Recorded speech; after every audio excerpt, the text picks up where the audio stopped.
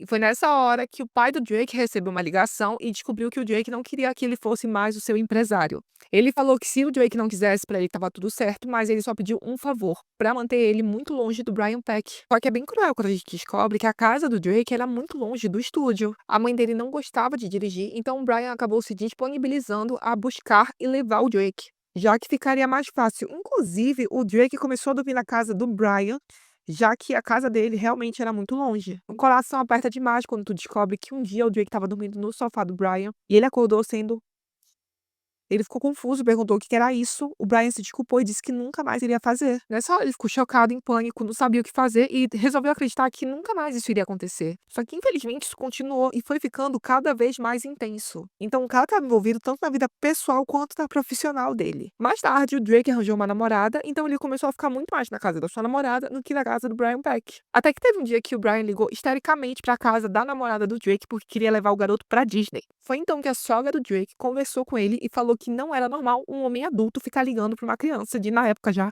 ele tinha uns 14 anos. Depois disso, ele começou a fazer terapia, mas a gota d'água foi quando o Brian foi escalado para viver o pai do Drake na série Drake e Josh. O Drake ligou para sua mãe chorando, contando tudo o que tinha acontecido. Eles foram até a polícia, os policiais mandaram o Drake ligar para o Brian, colocaram uma escuta no telefone e o Brian confessou todos os seus crimes. Mas como o Drake era menor de idade, a identidade do garoto não foi revelada, só depois do documentário. Na época, o Dan Schneider ligou pra ele e perguntou se tinha sido ele o garoto que tinha sofrido AS. Ele acabou confirmando, o Dan perguntou se ele estava bem, ele disse que sim, e o Dan disse pra ele não se preocupar com mais nada. E depois de alguns meses da denúncia, acabou tendo julgamento, e o Drake fala que o lado do Brian Peck estava lotado, e o dele só tava ele, a mãe e o irmão.